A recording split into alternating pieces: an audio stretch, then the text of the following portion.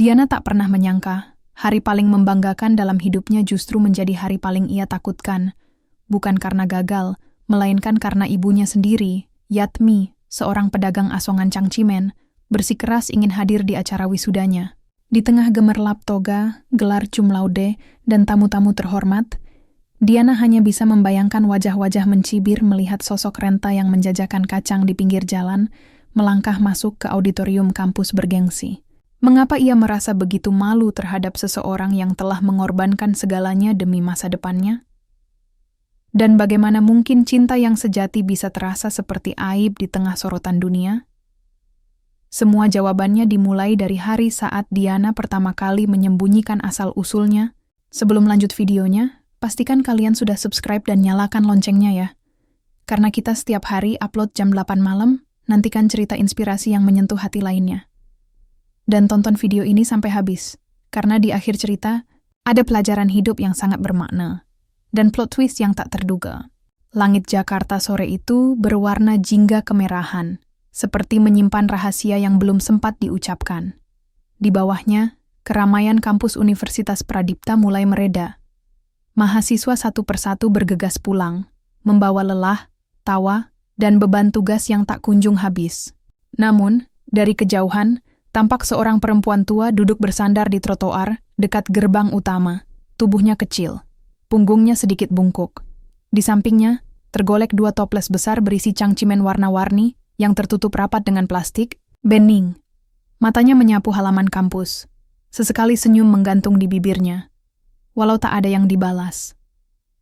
Namanya Yatmi. Di antara dentuman sepatu sneakers dan langkah-langkah percaya diri anak muda berbaju rapi, Yatmi tampak seperti potongan masa lalu yang terselip di masa kini. Ia duduk tanpa mengganggu, menjajakan cangcimen dengan sabar. Tidak berteriak, tidak memaksa. Hanya sesekali berkata pelan jika ada mahasiswa melirik dagangannya. Harganya seikhlasnya aja, nak. Yang penting ibu bisa pulang bawa nasi, katanya. Kepada seorang mahasiswa pria yang mengangguk, membayar dengan uang lebih, lalu tersenyum sopan. Sementara itu, di gedung Fakultas Psikologi, seseorang sedang berdiri di depan cermin kamar kecil. Ia memperbaiki kerudungnya, menghela napas, lalu tersenyum pada bayangan dirinya sendiri. Gadis itu bernama Diana. Ia adalah mahasiswa tingkat akhir yang sebentar lagi akan meraih gelar sarjana dengan predikat cum laude. Di kampus, namanya dikenal. Ia cerdas, tenang, dan selalu tampil rapi. Banyak dosen menyukainya. Banyak mahasiswa mengidolakannya. Namun, satu hal yang tidak diketahui orang-orang adalah betapa rumit isi hati Diana setiap kali mendengar satu nama Yatmi. Ibu di kampus lagi? Tanya Diana dalam hati, menatap notifikasi pesan yang baru saja masuk dari tetangga sebelah rumah mereka. Ibu duduk di depan gerbang, katanya nungguin kamu. Sekilas, dada Diana terasa sesak. Ada bagian dari dirinya yang ingin marah, namun juga tak bisa menyangkal perasaan bersalah yang menekan pelan-pelan. Ibu, kenapa sih harus terus ke sini? Bisik Diana lirih, tanpa keberanian untuk mengetikkan balasan. Ia tahu, tanpa Yatmi, dirinya tak akan pernah sampai di titik ini. Tapi ia juga tahu, dunia kampusnya tak seperti dunia pasar atau halte bus. Di kampus, penampilan menentukan cara orang menilai. Dan sosok seperti Yatmi, dengan sandal jepit, kerudung pudar, dan tangan kasar karena sering mengupas kacang, terlalu mencolok untuk diterima sebagai bagian dari kehidupan Diana yang sempurna. Diana duduk di taman fakultas, berpura-pura sibuk dengan laptop. Tapi sebenarnya matanya mencuri pandang ke arah gerbang. Di sana, benar saja, ibunya masih duduk, meneguk air putih dari botol bekas yang dipakai ulang. Ibu, pulanglah. Jangan di sini. Bisik Diana dalam hati, walau lidahnya keluh tak sanggup menelepon. Malam hari, di rumah kecil mereka yang hanya berisi 2 kamar sempit dan dapur berdinding seng, Yatmi memasak nasi goreng dari sisa nasi. Kemarin, tangannya lincah, wajahnya tampak lelah namun puas.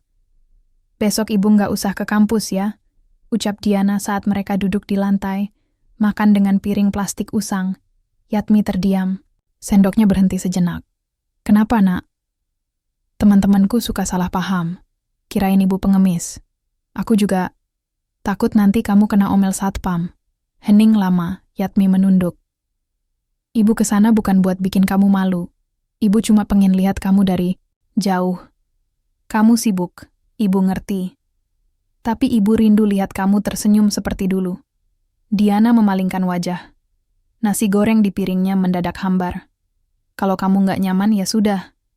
Besok ibu dagang ke stasiun Sudirman aja. Terima kasih, Bu. Di kamar, Diana menatap buku harian yang jarang ia sentuh lagi. Di halaman pertama, masih tertulis rapi. Ibu bilang, jangan takut miskin, tapi takutlah jika kita tak punya hati. Ia menghela napas panjang. Kepedihan datang bukan karena ibu tak cukup baik, tapi karena dunia menuntut Diana untuk membungkus segalanya dalam citra yang rapi dan steril. Ia tahu, suatu hari ia harus memilih antara menjadi gadis yang bangga dengan ibunya, atau terus bersembunyi dalam topeng keberhasilan semu. Dan hari itu, pelan-pelan, sedang menghampiri. Pagi itu, matahari belum tinggi. Udara Jakarta masih sedikit dingin dan basah oleh embun sisa hujan semalam. Mahasiswa mulai berdatangan ke kampus Universitas Pradipta, sebagian membawa buku, sebagian membawa kantuk. Diana sudah duduk di dalam ruang kelas, tepat di deretan tengah, tempat favoritnya untuk menyimak setiap materi dosen tanpa terlihat terlalu ambisius atau terlalu mencolok. Ia mengenakan kemeja putih bersih dengan kerudung abu-abu muda yang disetrika rapi. Penampilannya tak pernah ceroboh. Bukan karena ia ingin dipuji, tapi karena ia takut dinilai rendah. Dian, lu nulis esai soal stigma sosial minggu lalu kan? Tanya Tiara, sahabat sekelasnya yang ceria dan blak-blakan. Iya. Kenapa? Gue suka banget bagian waktu lu bilang, manusia sering lupa bahwa martabat tidak ditentukan oleh uang, melainkan oleh nilai dalam dirinya. Dalam banget sih, sumpah. Diana tersenyum tipis. Matanya redup. Andai saja ia bisa menerapkan kata-kata itu pada dirinya sendiri. Kelas dimulai. Dosen yang dikenal ketat dan pintar memasuki ruangan dengan langkah mantap. Diana menyiapkan buku catatannya dan mencoba fokus. Tapi pikirannya masih terbayang pada kejadian kemarin malam. Pada wajah ibunya yang diam sambil menahan kecewa. Dan pada dirinya sendiri yang terlalu takut untuk menjelaskan apa yang sebenarnya ia rasakan. Saat kelas selesai, Tiara menarik lengannya. Ngopi, yuk, nanti aja ya. Aku harus ke perpustakaan. Jawab Diana cepat, lalu segera beranjak. Ia tak ingin terus ditanya. Ia tak ingin berada terlalu dekat dengan siapapun hari ini. Namun takdir kadang suka usil. Saat ia melewati lorong dekat kantin kampus, matanya menangkap sosok yang amat dikenalnya. Seseorang yang duduk bersila di lantai, beralaskan tikar kecil, dengan 2 toples cangcimen di sisi kanan dan kirinya. Yatmi. Diana spontan menunduk dan mempercepat langkahnya. Ia pura-pura menelepon seseorang, berharap tak ada satupun yang menyadari kedekatan mereka. Tapi takdir kembali bermain. Dian, suara itu datang dari belakang. Suara yang tak asing. Ia menoleh. Dan benar saja, Raka, teman sekelasnya yang diam-diam dikagumi banyak perempuan karena sopan dan pintar, berdiri hanya beberapa meter dari tempat ibunya duduk. Raka melihat ke arah toples cangcimen, lalu ke arah Diana. Itu ibu kamu? Tanyanya pelan. Dunia. Seolah berhenti. Waktu seakan membeku. Diana menelan ludah, kering. Matanya berusaha mencari jawaban yang tepat, tapi lidahnya keluh. Dalam sepersekian detik, berbagai kemungkinan bermain di kepalanya. Apakah harus mengakui? Haruskah ia bilang, iya, itu ibuku dan aku bangga? Atau pura-pura tidak tahu, ia memilih jalan kedua? Enggak. Kayaknya bukan. Aku juga baru lihat. Ucapnya cepat, lalu tersenyum kaku. Raka hanya mengangguk. Oh, mirip ya. Maaf kalau salah. Diana tersenyum lebih lebar, menutupi gugup yang mulai mendesak ke ujung tenggorokan. Tapi dadanya sesak. Sangat sesak. Ia berjalan menjauh. Tapi ketika sampai di sudut tangga, ia berhenti. Menoleh perlahan ke arah ibunya. Dan di sana, Yatmi sedang tersenyum kepada seorang mahasiswa yang membeli cangcimen. Tangannya gemetar saat memberi kembalian. Tapi senyumnya tetap hangat. Tanpa sadar air mata Diana menetes. Tapi bukan karena haru, melainkan karena malu. Di rumah, malam itu, Diana tidak banyak bicara. Ia menyibukkan diri dengan laptop, mengetik, seolah ada tugas besar yang harus dikumpulkan. Padahal tidak ada. Ia hanya butuh alasan untuk tak perlu menatap wajah ibunya. Yatmi pun tak banyak bertanya. Ia sedang menghitung uang hasil dagangannya hari itu. Tidak banyak, tapi cukup untuk membeli beras dan telur. Dian, ucapnya pelan. Iya, kamu marah karena ibu ke kampus lagi. Diana tidak menjawab langsung. Ia menarik napas, lalu berkata, bukan marah, Bu, cuma... Bisa nggak? Mulai besok, dagangnya agak jauhan dikit dari kampus. Yatmi terdiam. Supaya nggak kelihatan teman-temanku. Lanjut Diana, pelan. Kalimat itu seperti pisau yang menusuk pelan-pelan ke dada seorang ibu, tapi Yatmi tak berkata apa-apa. Ia hanya mengangguk. Di balik pintu kamar, Diana duduk di lantai. Ia menatap ponsel, membuka akun media sosialnya, lalu men-scroll foto-fotonya yang rapi. Semua tampak indah. Tak ada satupun jejak tentang ibunya. Tidak ada foto masa kecil. Tidak ada kenangan di rumah kontrakan. Tidak ada wajah perempuan yang rela menahan lapar agar anaknya bisa kenyang. Hanya ada satu pertanyaan yang terus berputar di kepala Diana. Apa gunanya semua ini jika aku harus berpura-pura ibuku tidak pernah ada? Hujan turun sejak dini hari. Tidak deras, tapi cukup untuk membuat udara pagi menggigil dan pakaian lembab sepanjang waktu. Di sudut dapur yang dindingnya sudah mulai mengelupas catnya, Yatmi duduk bersila di atas lantai yang dingin, mengupas kacang tanah satu persatu dengan tangan yang sudah keriput dan kuku yang mulai menghitam karena pewarna dari cangcimen. Di depannya, sebaskom besar adonan gula yang meleleh, siap menciptakan penganan sederhana yang sejak dulu jadi teman setia. Hidupnya. Hujan atau terik tak pernah menghentikannya. Tidak ada pilihan untuk berhenti. Tidak ada ruang untuk berleha-leha. Karena bagi Yatmi, hidup bukan tentang menunggu hari baik, tapi menjadikan setiap hari berarti, walau dengan tangan yang luka dan tubuh yang nyaris tak sanggup berdiri. Sambil mengaduk adonan yang mulai mengeras, matanya menatap selembar foto kecil yang ditempelkan di dinding dapur. Foto Diana kecil yang sedang memakai baju seragam TK berwarna biru, tersenyum tanpa gigi depan, memeluk sebungkus cangcimen sebagai bekal perayaan Hari Ibu. Bu, ini untuk ibu. Karena ibu kayak cangcimen. Manis, lengket, dan selalu bikin aku pengen deket terus. Suara Diana kecil masih terekam jelas di kepala Yatmi. Air mata meleleh pelan di ujung matanya. Itu dulu, waktu anaknya belum paham tentang dunia. Saat Diana masih percaya bahwa kasih sayang lebih penting dari penampilan. Saat pelukan ibu masih jadi tempat paling nyaman, bukan sesuatu yang harus disembunyikan. Sekarang semuanya berubah. Pagi itu, Diana sedang bersiap menuju seminar di fakultas. Ia mengenakan blazer hitam dan celana bahan yang digosok licin. Penampilannya nyaris sempurna, tapi hatinya tidak. Sebelum berangkat, ia melihat Yatmi berdiri di depan pintu dapur. Tangan masih bau adonan gula, tapi sorot matanya lembut. Nak, hari ini ibu nggak ikut ke kampus ya? Mau keliling stasiun aja? Katanya di Sudirman banyak anak sekolah, ucap Yatmi pelan. Diana mengangguk. Ia mengucapkan, hati-hati bu, tapi tidak memeluk, tidak mencium tangan, bahkan tidak berani menatap mata ibunya. Langkahnya cepat menuju pintu, namun suara Yatmi menahannya. Nak, kamu masih ingat nggak?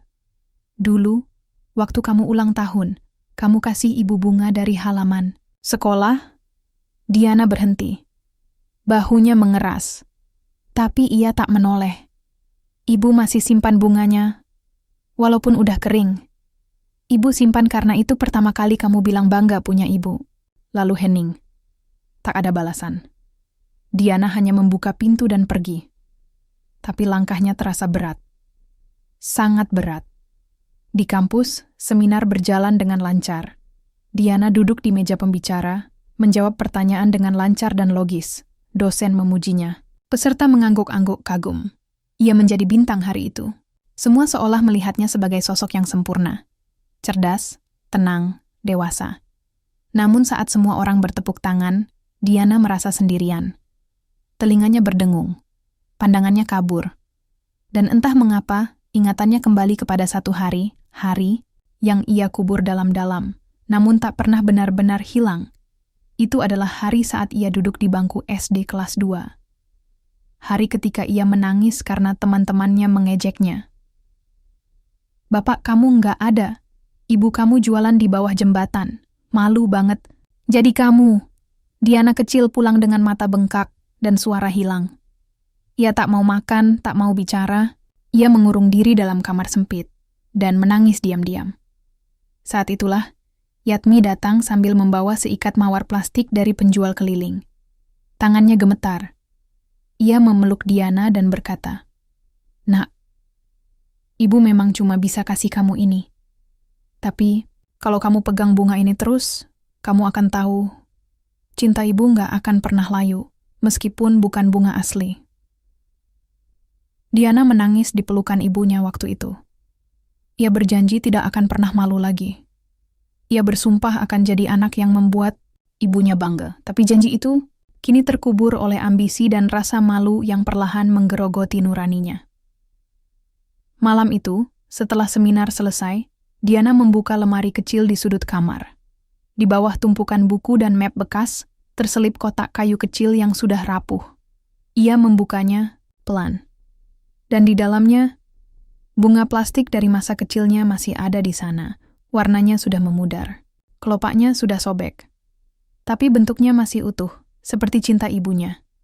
Tangis Diana pecah seketika. Ia duduk di lantai, memeluk kotak kayu itu.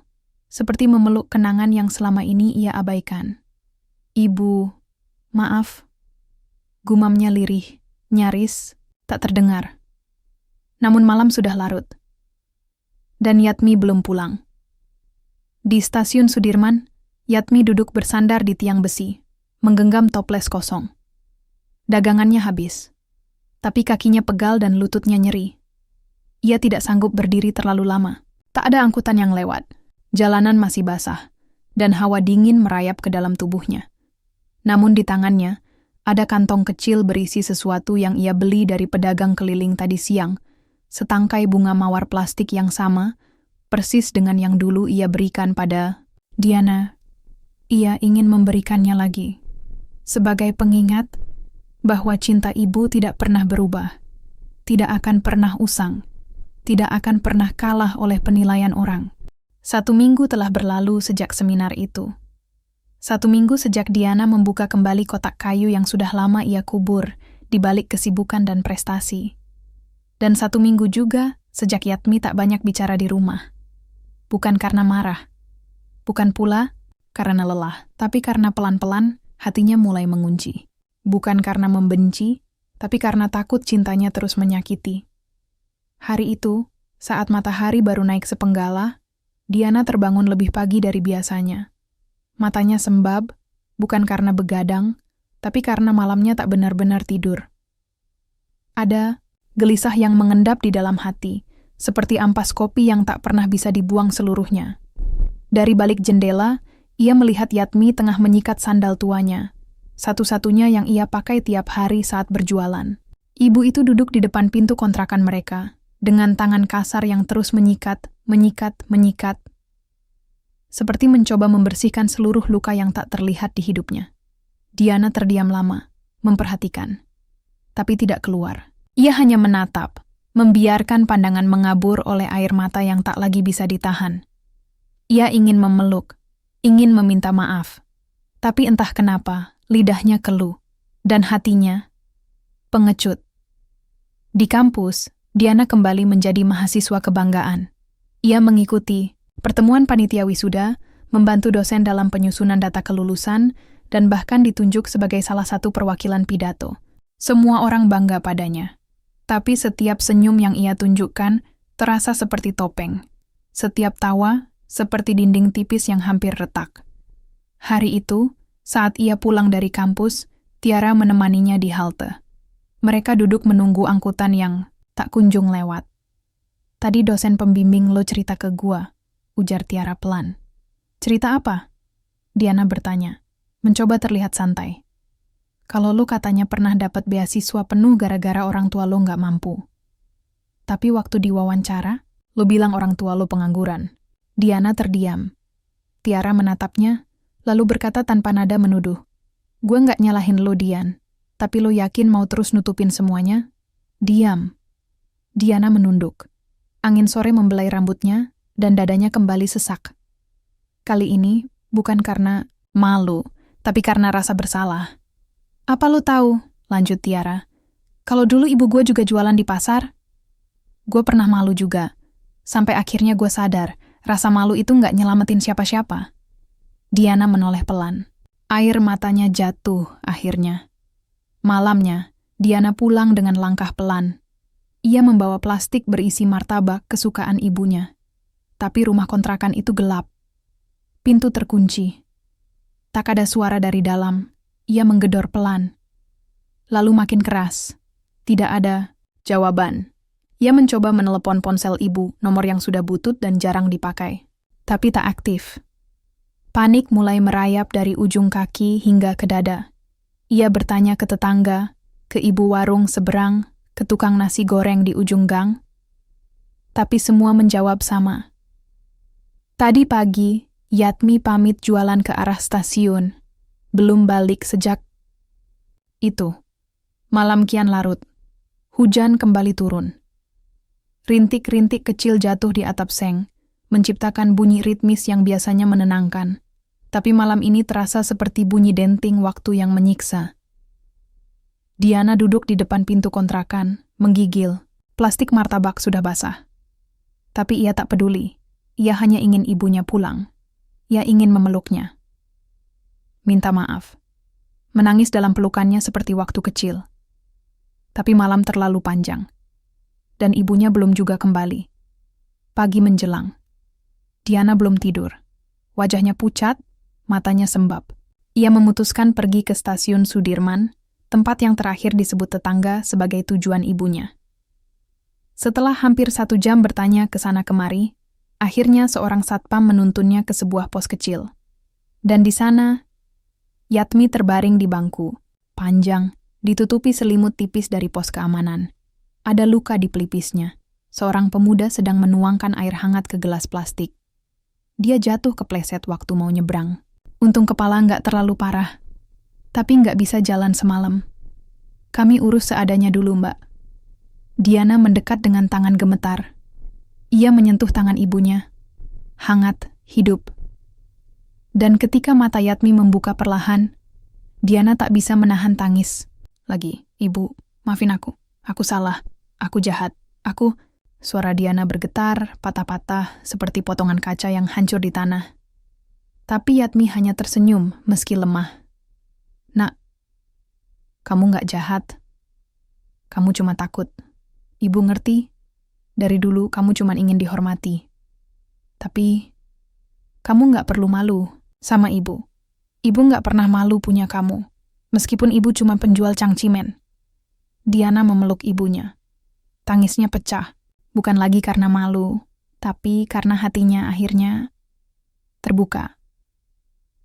Bab ini adalah titik awal perubahan. Titik di mana Diana mulai belajar bahwa penghargaan sejati bukan datang dari dunia luar, tapi dari keberanian menerima siapa dirinya dan dari siapa ia berasal. Saat Diana mulai berani berdiri di sisi ibunya. Dan saat dunia mulai memperhatikan hal yang selama ini mereka anggap remeh. Cinta yang dibungkus sederhana, tapi tak tergantikan. Pagi itu langit tampak lebih terang dari biasanya. Tidak ada awan gelap, tidak ada rintik hujan yang menggantung seperti hari-hari sebelumnya. Tapi dalam hati Diana, matahari baru mulai naik setelah sekian lama terpendam. Ia duduk di pinggir, tempat tidur rumah kontrakan mereka, menatap ibunya yang masih berbaring lemah, namun tersenyum dengan lembut. Sudah 2 hari sejak Yatmi jatuh, dan dirawat sederhana di pos keamanan stasiun sebelum akhirnya dibawa pulang. Tidak ke rumah sakit, karena mereka memang tak mampu. Tapi Diana tidak peduli. Untuk pertama kalinya, ia ingin ibunya merasa aman, merasa diprioritaskan. Pelan-pelan, Diana mengganti perban di pelipis ibunya. Ibu sakit, tapi ibu masih sempat senyum ya. Gumam Diana lirih, dengan senyum getir. Yatmi menoleh pelan. Senyum itu satu-satunya yang ibu bisa kasih ke kamu, Nak. Selain Chang Chimen? Diana tertawa kecil, tapi air matanya jatuh juga. Ia menyeka cepat. Yatmi mengangkat tangan dan menyentuh pipi Diana. Kalau kamu sedih, jangan simpan sendiri ya, Nak. Ibu ini bukan siapa-siapa, tapi ibu pengen kamu tahu, kamu bisa nangis sama ibu. Kata-kata itu menembus dada Diana seperti mata panah yang melesat pelan, tapi menancap dalam. Ia menyadari, selama ini ia memikul sendiri semuanya. Bukan karena kuat, tapi karena takut tampak lemah. Dan ia lupa, ada satu tempat yang tak pernah menolak rapuhnya dirinya. Pelukan ibunya.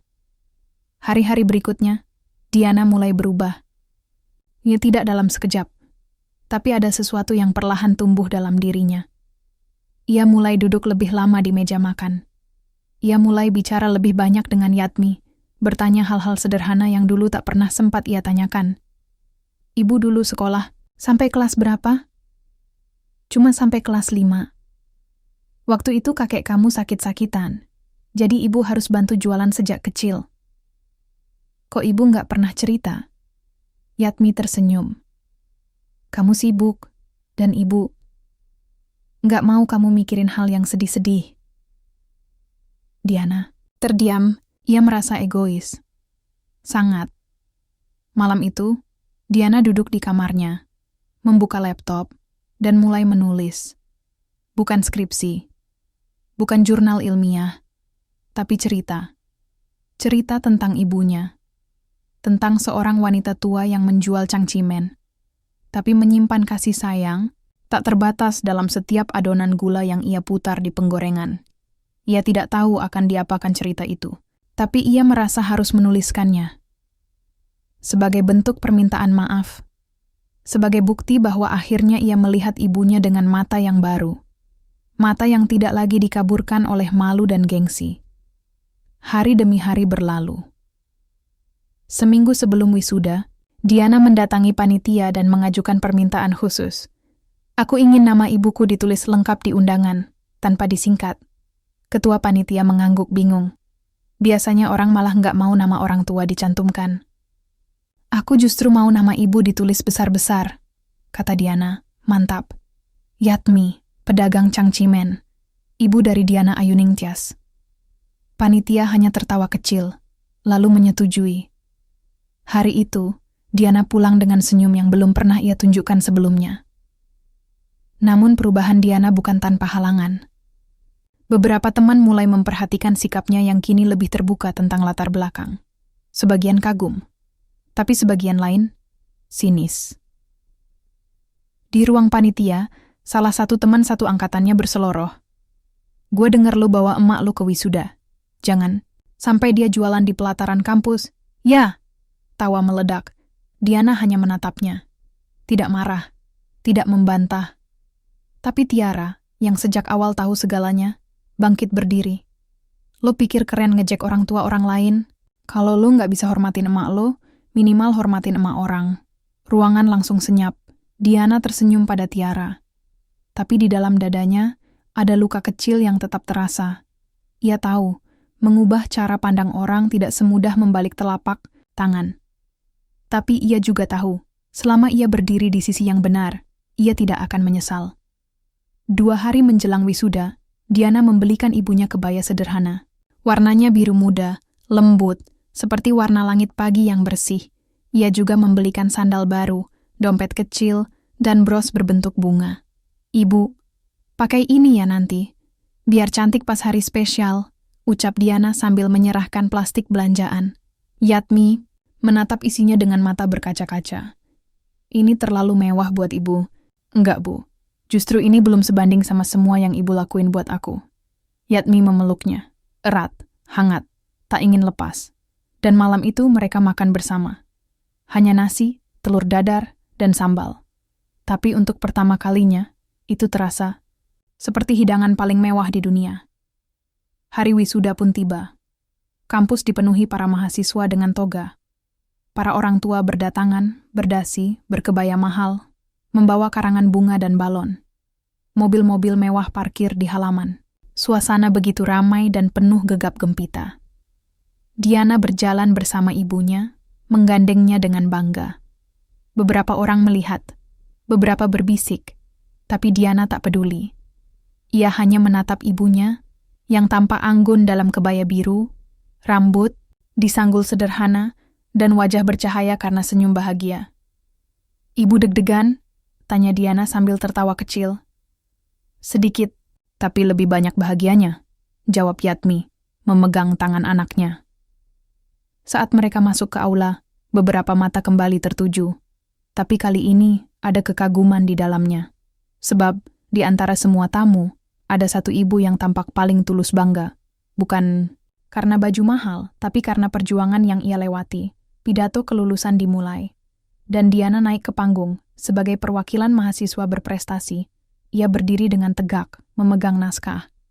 Tapi sebelum mulai membaca, ia menatap hadirin dan berkata, "Sebelum saya membacakan pidato ini, izinkan saya mengucapkan satu hal terlebih dahulu." "Henning," semua menatap penasaran. "Saya berdiri di sini bukan hanya karena kerja keras saya, tapi karena cinta dan perjuangan seorang perempuan luar biasa yang selama ini tak pernah diberi tepuk tangan. Ibu saya, Yatmi, penjual cangcimen yang menghidupi saya dari adonan gula dan kacang tanah, dari panas matahari hingga dinginnya malam stasiun." Tepuk tangan mulai terdengar. Pelan, lalu makin nyaring. Yatmi menunduk, menutup wajahnya dengan tangan. Air matanya mengalir deras. Tapi, senyumnya tak bisa disembunyikan. Diana melanjutkan, "Saya pernah malu. Tapi hari ini, saya ingin seluruh dunia tahu bahwa tidak ada yang memalukan dari orang tua yang bekerja jujur. Tidak ada yang hina dari tangan yang membanting tulang demi menyekolahkan anaknya." Tepuk tangan pecah lagi, lebih keras. Beberapa dosen bahkan berdiri. Dan saat Diana turun dari panggung, ibunya menyambutnya dengan pelukan terhangat dalam hidupnya. Sore itu, foto mereka tersebar di media sosial. Diana memeluk Yatmi di tengah kerumunan toga. Captionnya sederhana. "Terima kasih, Ibu.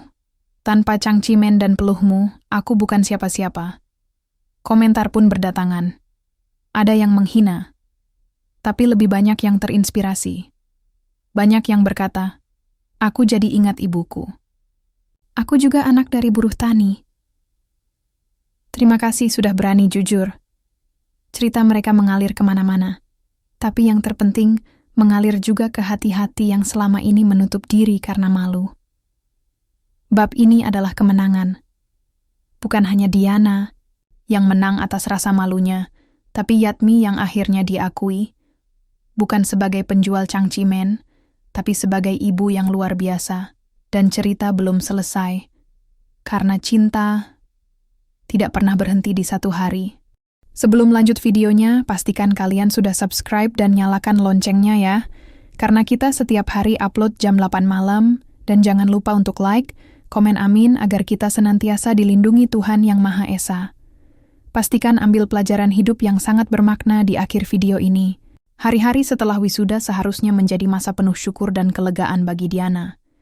Ia telah lulus dengan predikat terbaik, telah membuktikan bahwa perjuangan bukan hanya soal gelar, tetapi juga soal keberanian menerima kenyataan. Namun, dunia, Maya punya cara sendiri untuk memperlakukan kisah manusia. Tak semua menyambut kejujuran dengan tepuk tangan. Tidak semua mata yang menonton akan menatap dengan kagum. Ada pula yang mencibir, yang menertawakan. Awalnya, Diana hanya melihat beberapa komentar di akun Instagram kampus. Foto dirinya memeluk Yatmi di aula wisuda mendapat ribuan suka dan juga ribuan komentar. Sebagian besar memuji, menyebutnya inspiratif, menyentuh, bahkan menyadarkan banyak orang untuk kembali menghargai orang tua mereka. Namun, di balik pujian itu, komentar lain mulai muncul. Pelan, lalu menjadi deras. Malu banget lulus terbaik, tapi ibunya kayak gitu. Mau viral doang, cari simpati pakai cara murahan. Kebaya murahan, sandal jepit, kayak nggak ngerti tempat aja. Kasihan sih, tapi tetep aja malu punya orang tua gitu. Diana membacanya satu persatu. Awalnya ia mengabaikan. Ia menenangkan diri. Itu hanya sebagian kecil orang yang tidak mengerti. Yang tak pernah hidup susah. Yang tak pernah tahu seperti apa rasanya bangun pagi dan lihat ibumu pulang menjual sisa dagangan yang tak laku. Namun, seiring hari berganti, komentar-komentar itu merambah ke akun pribadinya. Tak hanya komentar, tapi juga pesan langsung. Beberapa bahkan terang-terangan melecehkan ibunya. Ibumu itu harusnya nggak usah datang kalau cuma bikin malu. Pantes aja kamu berprestasi, mental pengemis pasti kuat. Hati Diana remuk.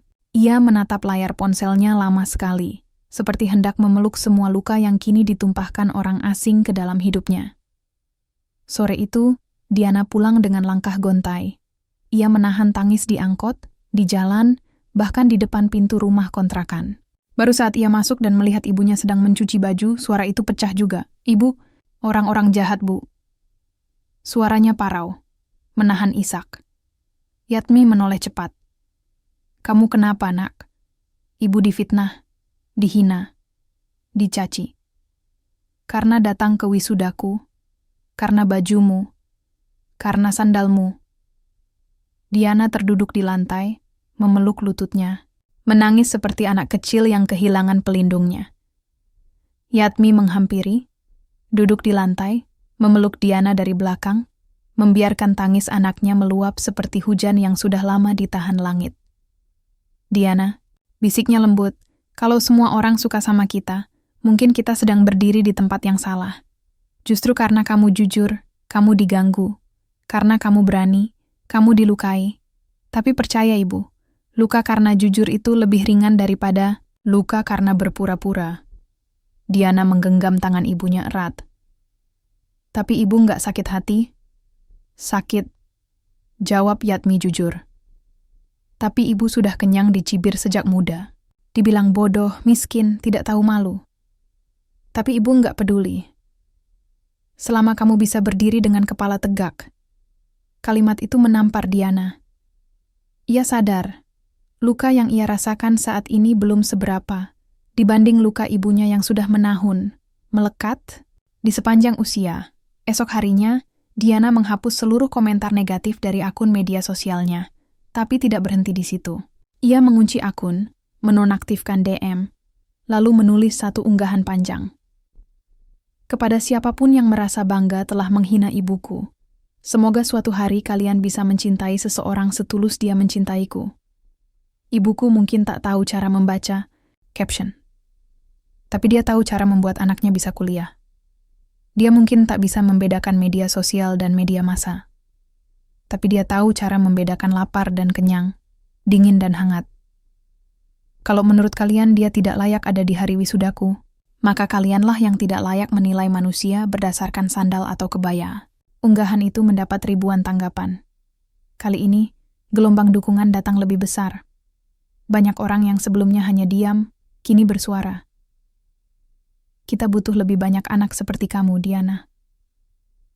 Terima kasih sudah mewakili kami yang tumbuh dari keluarga sederhana. Saya juga dulu malu, tapi kamu menyadarkan saya." Namun, saat satu pintu dukungan terbuka, pintu ujian lain datang dari arah tak terduga. Beberapa hari kemudian, sebuah perusahaan yang tadinya berniat merekrut Diana sebagai bagian dari program beasiswa lanjutan, menarik tawarannya secara sepihak. Mereka mengirimkan surat resmi. "Kami menghargai pencapaian akademik Anda, namun untuk saat ini kami memilih kandidat lain yang lebih sesuai dengan citra perusahaan." Diana terpaku. Ia menangis, bukan karena beasiswanya gagal, tapi karena ia tahu alasan dibaliknya, citra. Ia merasa seperti ditampar. Dunia luar yang katanya adil dan profesional, ternyata tetap menilai dari kulit, dari latar belakang, dari cerita masa lalu yang seharusnya menjadi kebanggaan, bukan penghalang. "Ibu, aku gagal dapat beasiswa." katanya lirih malam itu. Yatmi tidak langsung menanggapi. Ia duduk di kursi kayu, memandang jendela. Kamu tahu, Nak, kenapa rumah kita selalu buka jendela, walau panas dan berdebu? Diana menggeleng. Karena jendela itu bukan cuma untuk melihat keluar, tapi juga supaya cahaya bisa masuk. Kalau kamu tutup karena takut debu, kamu juga menutup kesempatan melihat dunia lebih terang. Diana menatap ibunya, tersadar bahwa kegagalan itu bukan penutup, melainkan pintu lain yang belum terbuka. Ibu, aku mau terus buka jendela, ucap Diana sambil tersenyum. Walau air matanya masih mengalir, Yatmi mengangguk. Ibu tahu kamu bisa, karena kamu anak ibu. Dan malam itu Diana menulis satu artikel panjang dan mengirimkannya ke media daring. Judulnya, Changchimen, Wisuda dan Sebuah Pelukan yang Membuatku Tidak Malu Lagi. Artikel itu bukan sekadar tulisan. Itu adalah suara. Suara untuk semua anak yang pernah menolak pelukan ibunya di tempat umum. Suara untuk semua orang tua yang pernah merasa rendah karena pekerjaannya. Suara untuk semua yang ingin dicintai tanpa syarat. Tulisan itu meledak. Beberapa hari kemudian, ia diundang untuk berbicara di salah satu talk show televisi nasional. Kali ini, bukan sebagai mahasiswa terbaik, tapi sebagai anak yang berani mencintai ibunya secara utuh, meski dunia mencibir. Bab ini berakhir bukan dengan kemenangan, tapi dengan keberanian. Karena kadang, melawan cibiran lebih sulit daripada melawan kemiskinan. Tapi Diana sudah memilih jalannya. Ia tidak akan menunduk lagi. Ia akan terus membuka jendela, walau debu datang. Karena ia tahu, di balik jendela itu, ada cahaya yang menanti. Pagi itu, matahari belum tinggi saat Diana duduk sendiri di teras rumah kontrakan. Secangkir teh manis di tangannya telah lama mendingin. Di depannya, beberapa lembar surat terbuka. Undangan menjadi pembicara di berbagai universitas, talk show, televisi, bahkan tawaran kolaborasi dari merek-merek ternama. Bukan main. Semenjak artikel berjudul Changchimen, Wisuda, dan Sebuah Pelukan yang Membuatku Tidak Malu Lagi viral, Diana berubah dari sekadar mahasiswa berprestasi menjadi ikon perjuangan. Wajahnya terpampang di halaman depan berbagai portal berita, komentarnya dicari, ceritanya dikutip di ruang kelas hingga khotbah Jumat. Semua mendadak ingin tahu, siapa gadis bernama Diana ini? Siapa wanita luar biasa di baliknya? Namun tidak, semua sorot lampu terasa hangat. Beberapa media yang dulu memujanya, kini mulai menggali lebih dalam. Ada yang menyelidiki asal-usul keluarga Yatmi. Ada yang menyindir Diana menjual kemiskinan untuk simpati. Bahkan, akun-akun gosip mulai membuat narasi tandingan, seolah perjuangan mereka hanyalah skenario pencitraan. Jangan-jangan ini strategi untuk terkenal, terus jadi seleb kampus. Dari dulu nggak pernah muncul, tiba-tiba viral. Kok kebetulan banget ya? Nanti juga jualan endorsement, bilangnya berjuang demi ibu. Diana membaca semua itu. Ia mencoba menepis, tapi tetap saja, seperti debu yang masuk dari celah jendela, komentar itu meresap dan menempel di sudut pikirannya. Ia merasa kotor, meski tidak melakukan dosa apa-apa. Puncaknya datang saat ia diundang ke sebuah acara televisi nasional. Sebuah talk show prestisius yang biasa dihadiri tokoh-tokoh penting. Acara itu ingin menampilkan Diana sebagai narasumber utama bersama ibunya. Tema episode itu, mengubah malu menjadi inspirasi. Produser meneleponnya berkali-kali, menawarkan fasilitas transportasi, make-up artis, wardrobe khusus. Mereka bahkan mengusulkan Yatmi diberi sedikit sentuhan agar layak tampil di layar. Diana terdiam lama setelah panggilan itu. Kata layak menggema dalam dadanya seperti palu yang mengetuk luka lama. Apakah selama ini ibunya tidak layak? Apakah cinta yang ditampilkan secara alami harus dipoles agar bisa diterima? Ia mendatangi Yatmi di dapur sore itu. Bu, kalau kita tampil di TV, ibu mau nggak? Yatmi, yang sedang memotong kol untuk gorengan, menoleh sambil tersenyum. Kalau kamu yang minta, ibu ikut. Tapi mereka minta ibu didandani. Biar kelihatan. Lebih cocok dilihat orang. Wajah Yatmi tidak berubah, tapi tangannya berhenti bergerak. Kamu malu, nak? Diana tercekat. Ia menggeleng cepat. Tidak, Bu. Justru karena aku tidak malu, aku ingin ibu tampil sebagai ibu yang sesungguhnya. Bukan yang mereka mau. Yatmi menarik napas dalam. Kalau kamu yakin, ibu pun yakin. Malam itu, Diana menulis email ke tim produksi. Saya dan ibu akan hadir, tapi kami tidak ingin direkayasa tampilannya. Kami datang sebagai kami. Apa adanya. Jika itu tidak cukup layak menurut standar tayangan Anda, maka kami tidak akan hadir. Butuh 2 hari sebelum mereka membalas. Jawabannya, mereka menerima syarat itu. Hari talk show tiba. Studio penuh lampu, dan kru sibuk. Diana mengenakan blus sederhana berwarna biru tua dan rok panjang hitam. Yatmi memakai kebaya yang sama dengan yang ia kenakan di hari wisuda. Bedanya, kali ini rambutnya disisir lebih rapi, dengan jepit bunga kecil yang diberikan Diana pagi itu. Ketika mereka melangkah ke panggung, audiens berdiri memberi tepuk tangan. Sebagian menangis. Sebagian mengabadikan momen dengan ponsel mereka. Di tengah hingar-bingar itu, Diana menggenggam tangan ibunya erat. Namun, begitu acara dimulai, pembawa acara mulai menanyakan hal-hal yang menusuk. Bu Yatmi, pernah malu? Gak anaknya kuliah tinggi sementara masih harus jualan cangcimen? Diana, apa kamu tidak takut masa depanmu terhambat karena latar belakang keluarga? Bagaimana rasanya ketika kamu dijadikan contoh anak dari kelas bawah yang berhasil? Pertanyaan demi pertanyaan seperti pisau yang menguliti luka-luka. Lama. Tapi Diana tak gentar. Ia menatap langsung ke kamera saat menjawab. Saya tidak lahir dari kelas bawah. Saya lahir dari rahim perempuan kuat yang tidak pernah merendahkan dirinya, meski dunia merendahkannya. Saya tidak ingin disebut inspiratif, hanya karena bertahan hidup. Saya ingin dunia tahu bahwa tidak ada yang salah dengan jadi anak pedagang asongan. Yang salah adalah anggapan bahwa martabat hanya milik mereka yang bergelar atau berduit. Ruangan hening. Bahkan pembawa acara tak sanggup segera menyambung. Yatmi menatap putrinya dengan mata berkaca-kaca. Pelan-pelan ia raih tangan Diana dan berkata, saya tidak bisa menjawab pertanyaan tentang masa depan. Tapi saya tahu, anak saya sudah menang. Bukan karena jadi sarjana, tapi karena dia tidak lagi malu memeluk ibunya di depan orang banyak. Selesai acara, mereka berdua keluar dari studio dan kembali ke kontrakan kecil mereka. Tak ada pesta, tak ada jamuan. Hanya gorengan buatan sendiri dan teh manis yang diseduh hangat. Tapi malam itu, rasa kenyang mereka melebihi hidangan hotel berbintang. Dan hati mereka lebih lapang dari panggung manapun. Diana duduk memandangi ibunya yang tertidur di tikar. Ia menyelimuti tubuh ringkih itu, lalu menulis di jurnalnya.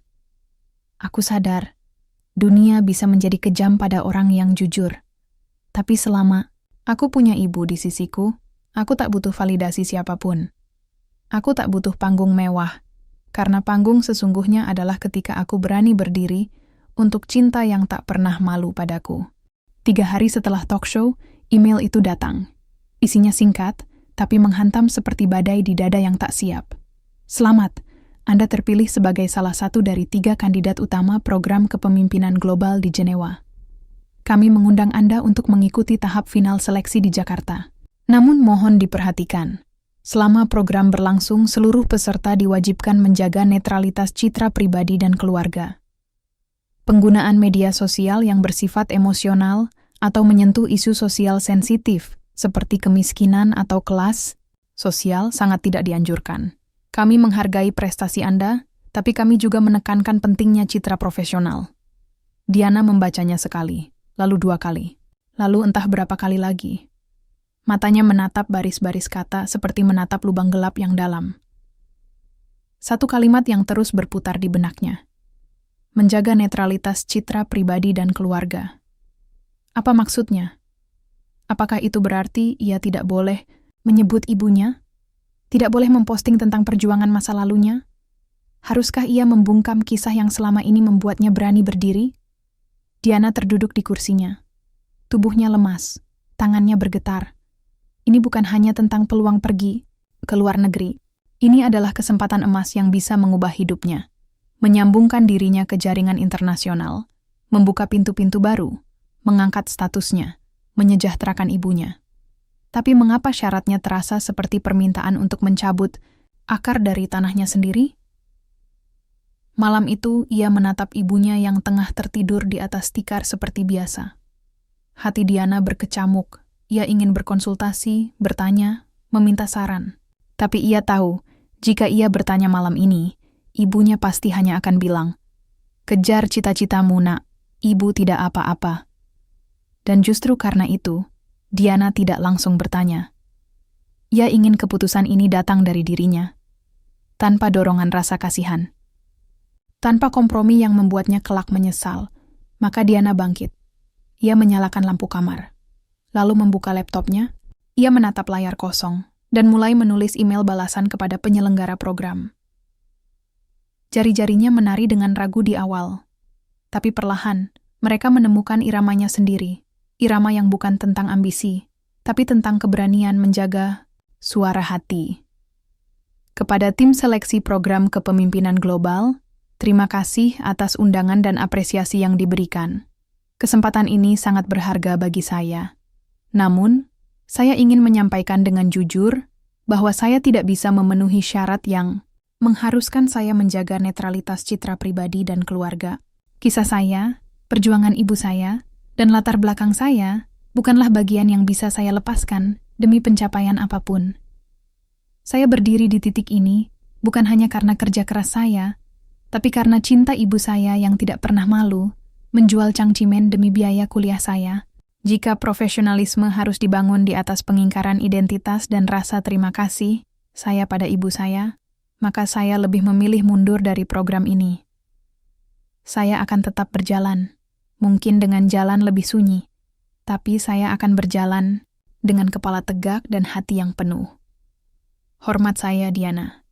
Setelah surat itu dikirim, Diana mematikan laptop. Ada rasa lega yang tak bisa dijelaskan.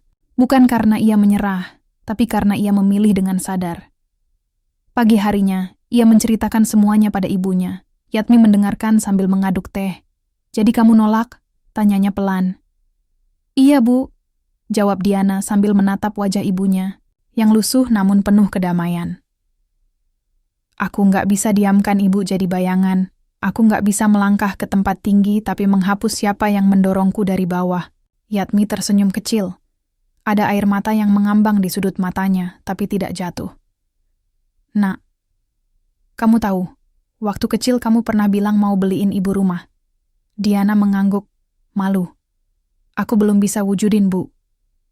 Bisa atau tidak bukan, soal rumah, Diana. Ibu sudah dapat rumah paling indah sejak kamu berani jaga ibu di depan dunia. Itu rumahnya ibu, hati kamu. Hari-hari berikutnya berjalan pelan. Media mulai melupakan namanya. Panggilan-panggilan mulai berkurang. Beberapa tawaran menghilang begitu saja setelah ia menolak program internasional itu. Namun anehnya, Diana merasa lebih bebas dari sebelumnya. Ia mengajar kelas menulis di komunitas kecil. Ia membuat podcast tentang pendidikan dan perjuangan keluarga, sederhana. Ia menulis buku pertamanya, "Jangan Tutup Jendela, Surat untuk Ibu dari Anak yang Pernah Malu." Buku itu sederhana, tapi ia terbitkan dengan uang hasil kerjanya sendiri. Tidak viral, tapi menyentuh banyak hati. Banyak anak muda yang diam-diam mengirim pesan. "Kak Diana, aku dulu malu dengan ayahku yang tukang becak. Sekarang tidak lagi. Terima kasih sudah membuatku pulang ke rumah dan memeluk ibuku." Diana tahu, jalannya bukan jalan ramai, tapi ini jalannya sendiri. Dan itu cukup. Suatu malam, saat hujan turun, ia duduk berdua bersama ibunya di teras kontrakan. Angin dingin masuk pelan-pelan, tapi mereka tidak merasa kedinginan. Yatmi bersandar pada bahu Diana. Ia menggumam pelan. "Dulu ibu kira kamu akan pergi jauh, ke luar negeri, tinggal di kota besar." Diana mengusap tangan ibunya. "Aku memang pergi, Bu. Tapi bukan jauh. Aku pergi ke dalam diriku sendiri. Dan ternyata, yang paling aku rindukan Justru rumah ini. Ibu. Yatmi tersenyum. Kali ini air matanya benar-benar jatuh. Tapi itu bukan air mata kecewa. Itu air mata kemenangan. Bukan karena Diana terkenal. Bukan karena gelar. Tapi karena anaknya memilih cinta, bukan citra. Hampir 3 bulan telah berlalu sejak Diana menolak program bergengsi itu. Sejak hari ia memutuskan untuk tidak menyembunyikan ibunya demi menjaga citra profesional, hari-harinya memang menjadi lebih sunyi. Tak lagi ramai sorotan kamera, tak lagi diburu media atau diundang sebagai ikon perjuangan. Dunia kembali tenang, tapi justru dalam ketenangan itulah, hal-hal besar mulai tumbuh secara perlahan. Diana tidak lagi mengejar panggung, tapi justru panggung-panggung kecil datang sendiri kepadanya. Itu dimulai dari sebuah kelas menulis gratis yang ia buka di balai RW daerah tempat kontrakannya berada. Awalnya, hanya 3 anak yang datang. 2 dari mereka bahkan masih takut bicara dan lebih suka menggambar. Tapi Diana tetap datang setiap minggu. Ia membaca cerita-cerita mereka dengan sabar, membetulkan ejaan dengan senyuman, dan menyemangati mereka untuk menulis kisah dari keluarga masing-masing. Nggak usah takut cerita bapak cuma tukang ojek. Justru itu yang bikin cerita kamu beda. Dan penting, katanya suatu sore kepada Sari, siswi SMP yang malu menyebut profesi ayahnya. Perlahan, anak-anak lain berdatangan. 5, 8, 12, hingga akhirnya ruangan kecil itu tak cukup lagi menampung mereka. Warga sekitar pun mulai turun tangan. Ada yang menyumbangkan buku tulis, ada yang meminjamkan ruang aula kelurahan, bahkan ada ibu-ibu PKK yang datang hanya untuk menyemangati. Tanpa rencana, Diana menjadi pusat perubahan kecil, tapi nyata. Tak lama setelah itu, sebuah pesan masuk ke emailnya. Kali ini bukan dari media besar, bukan dari acara televisi, melainkan dari seorang guru di desa kecil di Jawa Tengah. Murid-murid kami membaca kutipan cerita Kak Diana dari media lama. Mereka sangat terinspirasi. Kami ingin mengundang kakak datang ke sekolah kami, bukan untuk memberi seminar. Cukup duduk bersama mereka, mendengar cerita mereka, dan mungkin, jika kakak bersedia, menuliskan satu cerita tentang mereka. Diana membaca email itu berulang-ulang. Kali ini tidak ada syarat pencitraan, tidak ada catatan tentang netralitas citra, hanya permintaan tulus untuk hadir, sebagai manusia, bukan simbol. Ia mengangguk pada dirinya sendiri, dan membalas email itu dengan singkat. Saya bersedia. Perjalanan ke desa itu mengubah banyak hal dalam hatinya. Ia melihat anak-anak yang berjalan berkilo-kilometer hanya untuk bisa belajar. Ia mendengar kisah ibu yang menjahit siang malam agar anaknya bisa beli buku tulis. Ia bertemu dengan seorang anak laki-laki yang menangis karena takut tak bisa ikut ujian nasional sebab belum bayar SPP. Semua itu bukan kisah baru bagi Diana. Tapi kali ini, ia melihatnya dengan mata yang lebih terbuka. Tidak dari balik layar, bukan dari podium tinggi, tapi dari jarak satu pelukan. Dan di tengah segala kesederhanaan itu, ia melihat dirinya, melihat ibunya, dalam bentuk yang berbeda-beda. Malam hari, setelah anak-anak pulang dari kelas cerita, Diana duduk di serambi rumah guru itu. Ia menyalakan laptop dan mulai menulis. Namaku Wawan. Aku ingin jadi petani seperti bapak. Tapi aku juga suka menulis, supaya bisa cerita ke dunia bahwa petani itu penting. Itu adalah kalimat pembuka dari tulisan kecil Wawan, anak laki-laki yang sempat menangis karena takut tak bisa ikut ujian. Diana mengetik ulang kalimat itu, lalu mengembangkan ceritanya menjadi sebuah narasi pendek yang ia unggah di blognya malam itu juga, tanpa embel-embel, tanpa sensasi. Besok paginya, tulisan itu dibaca oleh ratusan orang, lalu ribuan, lalu diangkat oleh media pendidikan dan komunitas literasi. Dalam waktu seminggu, blog pribadi Diana dipenuhi oleh komentar dan email dari para guru, siswa, bahkan orang tua. Terima kasih Kak Diana. Sekarang anak saya tidak malu lagi bapaknya penjual tahu. Saya baru sadar, kisah orang biasa pun bisa luar biasa kalau ada yang mau mendengarnya. Tolong Kak, datang juga ke desa kami. Di sini banyak anak yang ingin bercerita, tapi tak tahu harus ke siapa. Diana menangis membaca semua itu. Ia tidak menyangka, langkah yang awalnya ia kira akan menjauhkannya dari pengaruh dan dampak, justru membuka jalan baru yang lebih luas, lebih tulus, dan lebih mengakar. Pada suatu malam, saat ia dan ibunya kembali duduk di teras kontrakan, Yatmi menatapnya lama. "Diana," katanya pelan. "Iya, Bu. Dulu ibu pikir kamu bakal tinggal di kota besar, kerja di gedung tinggi, pakai sepatu mahal, dan duduk di ruang ber-AC.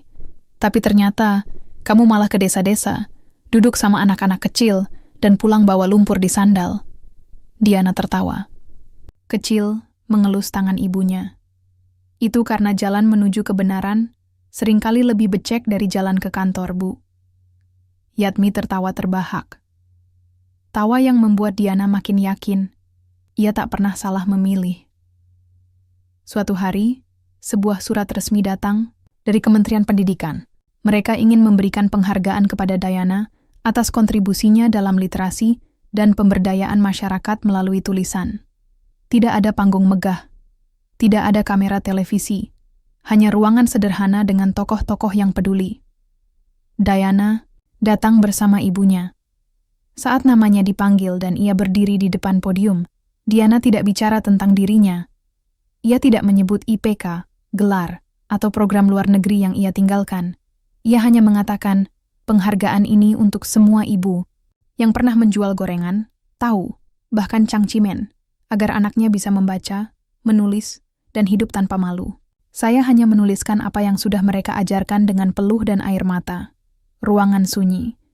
Lalu tepuk tangan pelan mengalun, seperti hujan yang turun tenang di sore hari, tidak bising, tapi menyentuh seluruh tanah. Diana kini bukan lagi sekadar mahasiswa berprestasi.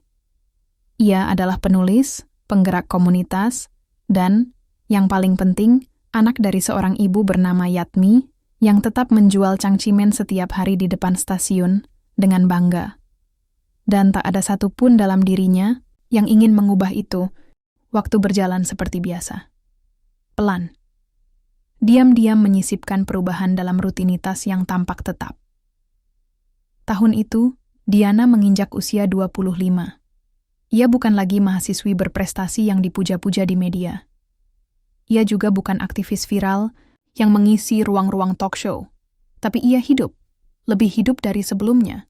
Setiap pagi ia membuka jendela kontrakan kecilnya, menyapa matahari, lalu mengantar ibunya ke tempat biasa. Depan stasiun, tepat di bawah pohon trembesi yang rindang, tempat gerobak cangcimen mereka berdiri selama bertahun-tahun.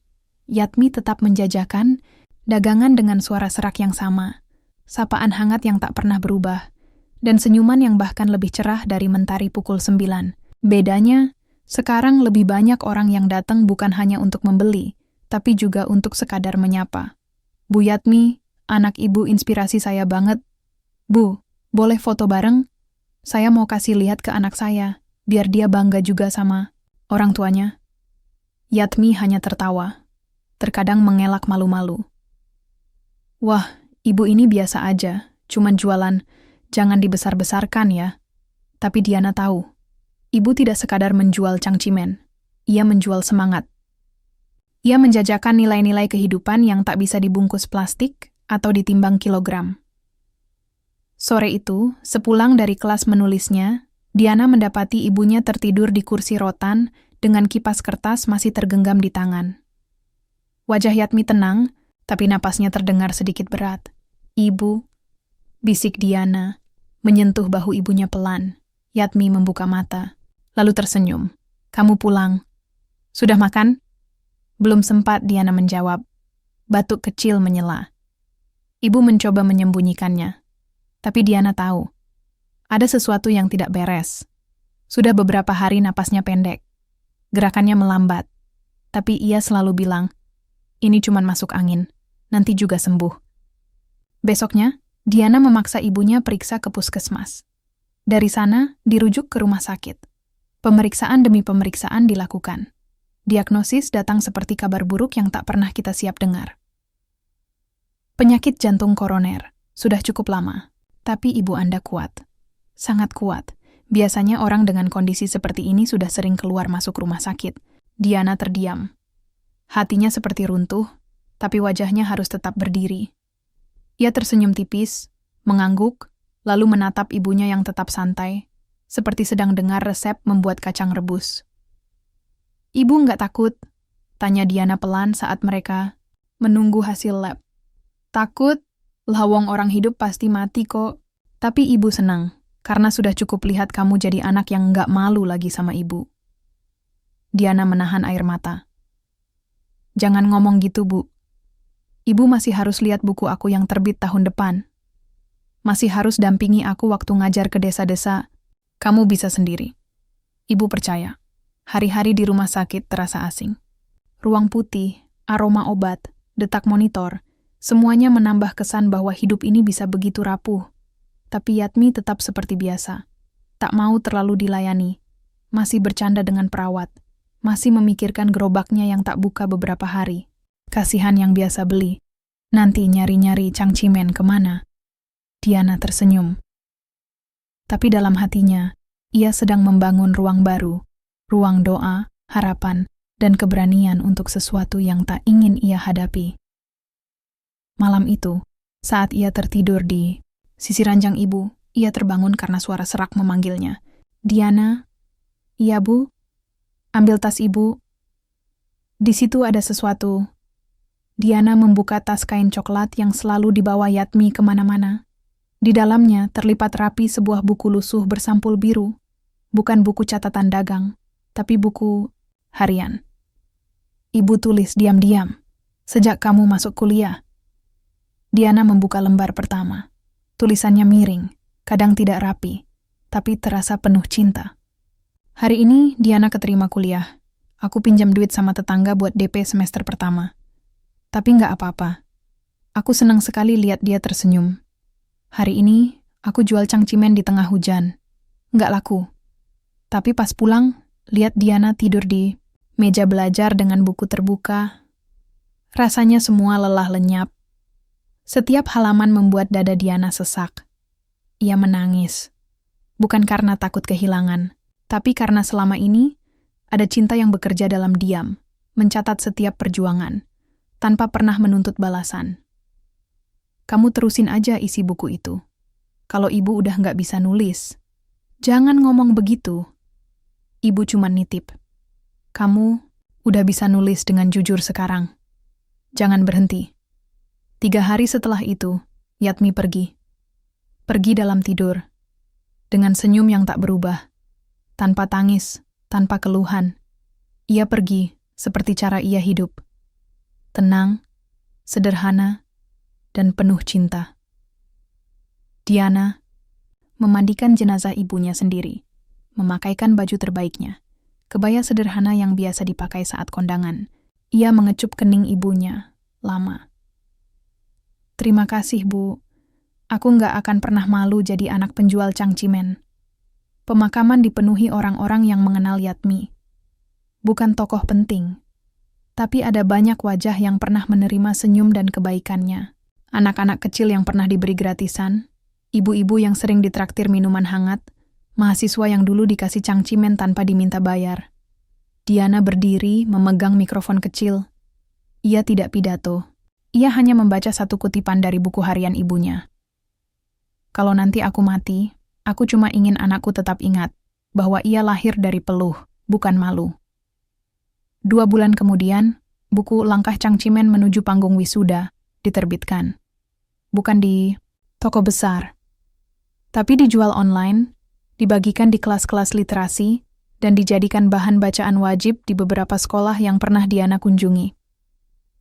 Di halaman pembuka, Diana menulis, "Buku ini bukan tentang aku. Ini tentang ibuku.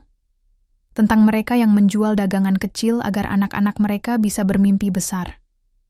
Ini tentang kamu, yang mungkin pernah malu pada asalmu. Jangan. Karena dari sanalah kamu tumbuh."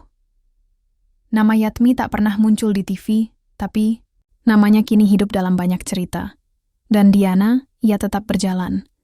Dengan langkah yang lebih mantap, karena kini setiap langkahnya tidak lagi sendirian. Ada warisan cinta yang mengiringi, warisan yang tak pernah dijual. Terima kasih untuk sahabat-sahabatku yang menonton video ini sampai habis. Semoga kalian semua senantiasa dilindungi dan diberkahi Allah Subhanahu wa Ta'ala dan Kanjeng Nabi Muhammad. Pastikan kalian sudah subscribe dan nyalakan lonceng karena kita akan upload setiap hari jam 8 malam. Tentunya dengan video ataupun berita yang sangat menginspirasi karena penuh dengan makna kehidupan. Selamat beraktivitas.